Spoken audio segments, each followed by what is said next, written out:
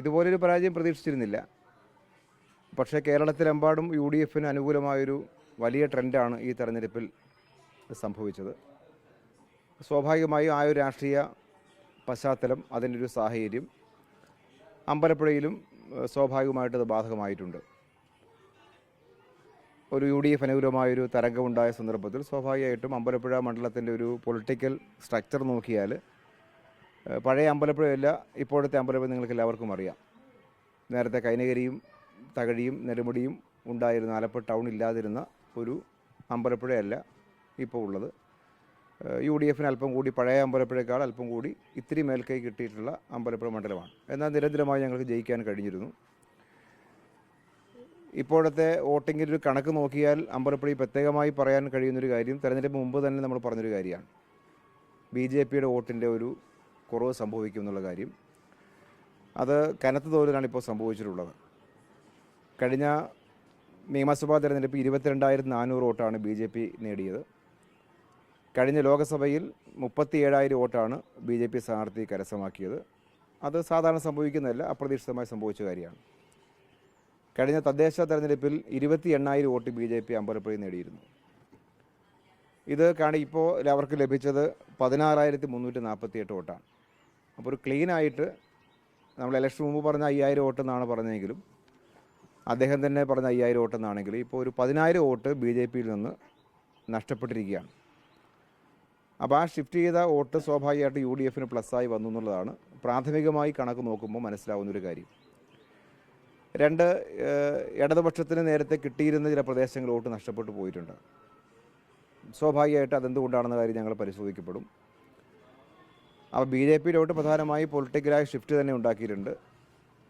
പൊതു UDF അനുകൂല അന്തരീക്ഷത്തിൻ്റെ ഭാഗമായി ഞങ്ങൾക്ക് സാധാരണ ഭൂരിപക്ഷം കിട്ടുന്ന ചില പ്രദേശങ്ങളിൽ ഭൂരിപക്ഷം നഷ്ടപ്പെടുന്ന സാഹചര്യവും സ്വാഭാവികമായിട്ട് സംഭവിച്ചിട്ടുണ്ട്. തെരഞ്ഞെടുപ്പിൽ ഇടതുപക്ഷ ജനാധിപത്യ മുന്നണിയും സ്ഥാനാർത്ഥി എന്ന നിലയ്ക്ക് ഞാനും മുഖ്യമായൊരു ക്യാമ്പയിനായി ഉയർത്തിയൊരു കാര്യം പിണറായി സർക്കാരിൻ്റെ 10 വർഷക്കാലത്തെ വികസന നേട്ടങ്ങളാണ്. അതാണ് പൊതുവേ കേരളത്തിൽ ഞങ്ങൾ ഉയർത്തിയത്. അത് യാഥാർത്ഥ്യവുമാണ്. കേരളത്തിൽ അമ്പലപ്പുഴയിൽ യാഥാർത്ഥ്യമാണ്. ആ ഒരു കാര്യം പറയുമ്പോൾ അമ്പലപ്പുഴയിൽ പ്രത്യേകമായ സാഹചര്യം, 10 വർഷത്തെ പിണറായി സർക്കാരിൻ്റെ വികസന നേട്ടം പറയുമ്പം അതിൻ്റെ പ്രധാനപ്പെട്ട പാർട്ട്, അതിന് മുന്നിൽ നിന്നൊരാളായിരുന്നു UDF സ്ഥാനാർത്ഥി എന്നുള്ളത് ഇവിടുത്തെ പ്രത്യേകമായൊരു സാഹചര്യമാണ്. ഇപ്പോൾ നാട്ടിലെ വികസന കാര്യത്തിന് മുന്നിൽ LDFൻ്റെ ഭാഗമായി അന്ന് നിൽക്കുമ്പോൾ പിണറായി സർക്കാരിൻ്റെ നേട്ടങ്ങളിൽ മുന്നിൽ നിന്നുള്ള ആരായിരുന്നു UDF സ്ഥാനാർത്ഥി എന്നൊരു പരിഗണന സ്വാഭാവികമായിട്ട് സംഭവിച്ചിട്ടുണ്ടാവണം. അപ്പോൾ ഈ നിലയിൽ അമ്പലപ്പുഴയിൽ പ്രത്യേകമായ ഒരു സാഹചര്യം ഈ പറഞ്ഞ പോലെയാണ് സംഭവിച്ചത്. അതിൽ ഇടതുപക്ഷ ലീഡ് പ്രതീക്ഷിച്ച സ്ഥലത്ത് ലീഡ് കിട്ടാതെ പോയ കാര്യം സ്വാഭാവികമായിട്ടും ഞങ്ങളുടെ ഒരു തെരഞ്ഞെടുപ്പിൻ്റെ ഒരു തുടർ പ്രക്രിയ എന്ന നിലയിൽ അത് ആ നിലയ്ക്ക് പരിശോധിക്കപ്പെടുകയും ചെയ്യും.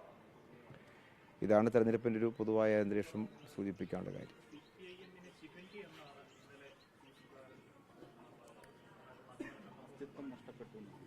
ശിഖണ്ഡി എന്ന അദ്ദേഹത്തിന് ഒരുപാട് നാനാർത്ഥങ്ങൾ കണ്ടുപിടിക്കുന്ന ആളാണ്. അപ്പോൾ ഏതർത്ഥം വെച്ചിട്ടാണ് അദ്ദേഹം പറഞ്ഞതെന്ന് മനസ്സിലായിട്ടില്ല. തെരഞ്ഞെടുപ്പിൽ CPM തോൽക്കുകയും ജയിക്കുകയും ആദ്യമല്ലേ. ഇപ്പോൾ അദ്ദേഹം തന്നെ CPMൻ്റെ സ്ഥാനാർത്ഥി ആയിരുന്നപ്പോൾ 3 പ്രാവശ്യം തോറ്റിട്ടില്ലേ? അപ്പോൾ തോറ്റ സമയത്ത് എൻ്റെ പാർട്ടി ശിഖണ്ഡിയാണെന്ന് അന്ന് പറഞ്ഞിട്ടുണ്ട്, ഇല്ലല്ലോ.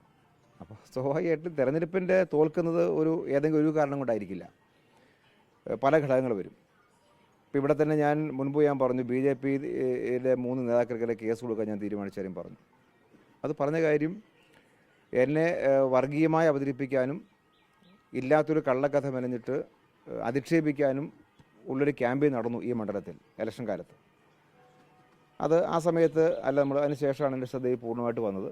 അപ്പോൾ അതുകൊണ്ടാണ് ഈ കൗണ്ടിങ്ങിന് മുമ്പ് തന്നെ ഞാൻ നിങ്ങളെ വിളിച്ചിട്ട് പറഞ്ഞിരുന്നു കേസ് നൽകുന്ന കാര്യം. അപ്പോൾ അങ്ങനെയെല്ലാമുള്ള കാര്യം മണ്ഡലത്തിലെ വിവിധ ഭാഗങ്ങളിൽ ക്യാമ്പയിനായി മാറിയിട്ടുണ്ട്. അപ്പോൾ അതെല്ലാം ഇനി വോട്ടർമാരെ സ്വാധീനിച്ചു എന്നുള്ള സ്വാഭാവികമായിട്ട് നമുക്കത് പരിശോധിക്കേണ്ടതായിട്ട് വരും. അപ്പം അങ്ങനെ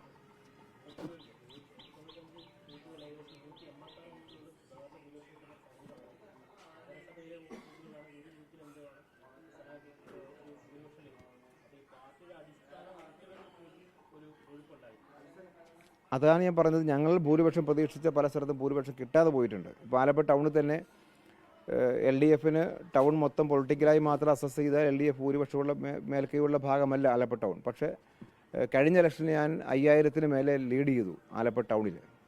ഈ പ്രാവശ്യം അദ്ദേഹം 7000-ഓളം വോട്ടിന് ലീഡ് ചെയ്തു.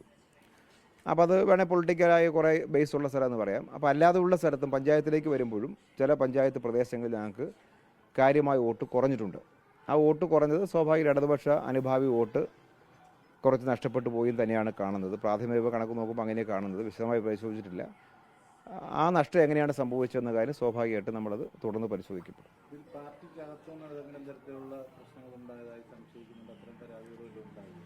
ആ തരത്തിലൊന്നും പാർട്ടിക്കുള്ളിൽ അങ്ങനെ ഒരു സംഘടനാ വർക്കിൻ്റെ കാര്യത്തിലോ അങ്ങനെയൊന്നും ഒരു തെറ്റായ രീതിയൊന്നും ഉണ്ടായിട്ടില്ല. പക്ഷേ ഈ കേരളത്തിൽ പൊതുവെ ഉണ്ടായൊരു അന്തരീക്ഷമുണ്ട്. ഒപ്പം ഞാൻ ഈ പറഞ്ഞല്ലോ, ഇതൊരു ഘടകമാണ്. അദ്ദേഹം ഈ ഞങ്ങളുടെ ക്യാമ്പയിനിൻ്റെ ഈ വികസനം പറയുമ്പോൾ അതിന് മുന്നിൽ നിന്ന ഒരാളായിരുന്നു തൊട്ടു മുമ്പ് വരെ. അപ്പോൾ സ്വാഭാവികമായിട്ട് അതിൻ്റെ ഒരു ആനുകൂല്യം അദ്ദേഹത്തിന് കിട്ടിയിട്ടുണ്ടാവണം. അത് ഇടതുപക്ഷ വോട്ടർമാരുടെയും അനുഭാവി വോട്ടർമാരെയും സ്വാധീനിച്ചിട്ടുണ്ടാവണം. അതാണ് ആ വ്യത്യാസം വരാൻ പ്രധാനമായ കാരണമായിട്ട് തോന്നുന്ന കാര്യം. എന്തായാലും ഞങ്ങൾ തുടർന്നത് ഓരോ പ്രദേശപരമായി പരിശോധിക്കപ്പെടും. ഈ കണക്ക് നോക്കിയാൽ കാണാൻ പറ്റുന്ന അങ്ങനെയാണ്. കാരണം ഞങ്ങളുടെ ഇടതുപക്ഷത്തിന് ലീഡ് പ്രതീക്ഷിച്ച ചില സ്ഥലങ്ങളിൽ ലീഡ് കിട്ടിയില്ല. കിട്ടേണ്ട സ്ഥലത്ത് പൊളിറ്റിക്കലി കിട്ടേണ്ട സ്ഥലത്തിൽ കിട്ടിയിട്ടില്ല. എന്നാൽ ഞങ്ങൾക്ക് പൊളിറ്റിക്കൽ ബേസ് പോയിട്ടില്ല. ഇപ്പോൾ 47,000 വോട്ടെന്ന് പറയുന്ന അദ്ദേഹം തന്നെ പലപ്പോഴും പറയാറുള്ളത് LDFന് CPM 30,000 വോട്ട് ഇവിടെ ഉള്ളതെന്നാണല്ലോ പറയാറുള്ളത്. അപ്പോൾ 47,000 വോട്ടാണ് ഇപ്പോൾ കിട്ടിയത്. അപ്പോൾ ഞങ്ങളുടെ ഒരു ഈ ബേസ് ആകെ തകർന്നു തരിപ്പണേ പോയിട്ടൊന്നുമില്ല. പക്ഷേ സാധാരണ ഞങ്ങൾക്ക് ലഭിക്കുന്ന ഇടതുപക്ഷ അനുഭാവമുള്ള കുറേ പേരുടെ വോട്ട് ചില സ്ഥലത്ത് നഷ്ടപ്പെട്ടു പോയി എന്നാണ് തോന്നുന്നത്. അപ്പോൾ അത് അങ്ങനെ പരിശോധിച്ചു.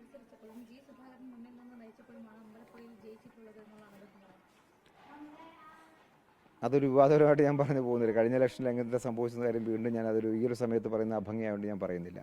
അതിൻ്റെ കാര്യമില്ല.